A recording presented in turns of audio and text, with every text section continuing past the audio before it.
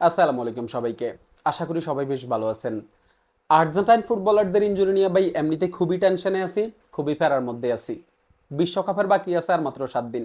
আমরা এখনো Argentine footballer যারা ইনজুরিতে আছে তাদেরকে নিয়ে কথা বলা লাগতেছে।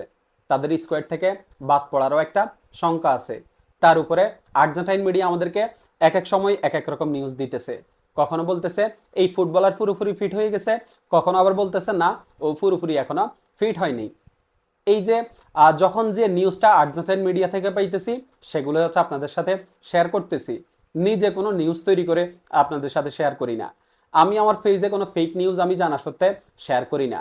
ভুলবশত হয়ে গেলে সেটা হচ্ছে ভিন্ন হিসাব। যখন বুঝতে পারি যে এটা ফেক নিউজ, এটা আমি সাথে সাথে রিমুভ করে দিই। কিন্তু জানা সত্ত্বে কোনো ফেক আপডেট আমি আপনাদেরকে দিই না।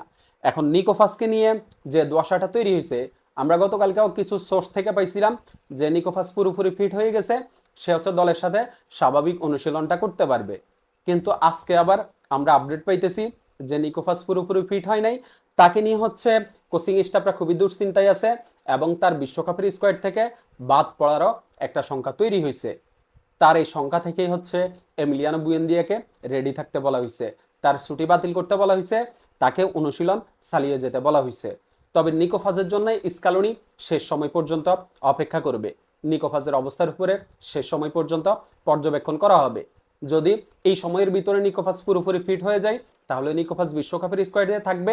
যদি পুরোপুরি ফিট হইতে না পারে তাহলে হচ্ছে নিকোফাজকে বিশ্বকাপের স্কোয়াড থেকে বাদ দিয়ে এমিলিয়ানো বুয়েন্দিয়াকে বিশ্বকাপের স্কোয়াডে ডাকা হবে। নিকোফাসকে আমাদের বিশ্বকাপের স্কোয়াডে খুবই দরকার। শেষ সময় পর্যন্ত অবশ্যই নিকোফাসের জন্য অপেক্ষা করতে হবে। তবে নিকোফাসকে যদি আমরা বিশ্বকাপে না পাই সেটা আর্জেন্টিনার জন্য বড় একটা লস হবে। অন্যদিকে গঞ্জালো মন্টিয়েলকে নিয়ে আমি লাস্ট কয়েকদিন থেকে বলতেছিলাম যে গঞ্জালো মন্টিয়াল হয়তোবা বিশ্বকাপের আগে পুরোপুরি ফিট হইতে পারবে না, তার বিশ্বকাপের স্কোয়াড থেকে বাদ পড়ার একটা শঙ্কা আছে। ওই আপডেটটাই এখন আবার পাইতেছি যে গঞ্জালো মন্টিয়েলের বিকল্প হিসেবে নিকোলাস ক্যাফালদোকে বিশ্বকাপের চূড়ান্ত স্কোয়াডে ডাকা হইতে পারে। গঞ্জালো মন্টিয়েলের জন্য শেষ সময় পর্যন্ত অপেক্ষা করা হবে। তবে শেষ সময়েও যদি গঞ্জালো মন্টিয়েল ফিট হইতে না পারে তার জায়গায় হয়তোবা নিকোলাস ক্যাফালদোকে বিশ্বকাপের স্কোয়াডে ডাকা হবে। এরপরে লিয়ান্দ্রো ফেরাদেজ, তাকে নিয়ে বলতেছি যে হচ্ছে সে আর্জেন্টিনার আপকামিং যে দুইটা ফ্রেন্ডলি ম্যাচ আছে হন্ডুরাস এবং আইসল্যান্ডের সাথে, এই দুইটা ম্যাচ হচ্ছে ফেরাদেজ মিস করবে।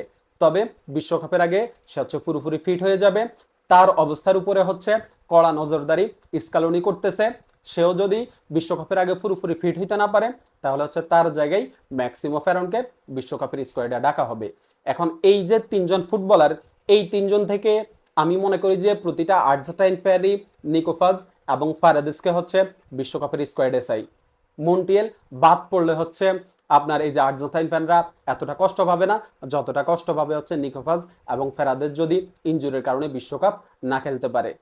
প্রে করেন যে শেষ সময় হইলেও যেন নিকোফাজ এবং ফেরাদেস ফিট হয়ে যায়, তারা যেন বিশ্বকাপের স্কোয়াডে থাকে। এই দুইজনকে অবশ্যই দরকার আছে। এই দুইজন ছাড়া আসলে আর্জেন্টিনা বিশ্বকাপে ভালো করাটা খুব কঠিন হয়ে যাবে, খুবই কঠিন হয়ে যাবে। আশা করি যে গঞ্জালো মন্টিয়েল সহ নিকোফাজ এবং ফেরাদেজ বিশ্বকাপের আগে পুরোপুরি ফিট হয়ে যাবে এবং তারা অবশ্যই বিশ্বকাপের স্কোয়াডে থাকবে। ইনজুরির কারণে যেন তারা বিশ্বকাপ মিস না করে। শুভকামনা থাকলো এই তিনজনের জন্য। ধন্যবাদ সবাইকে।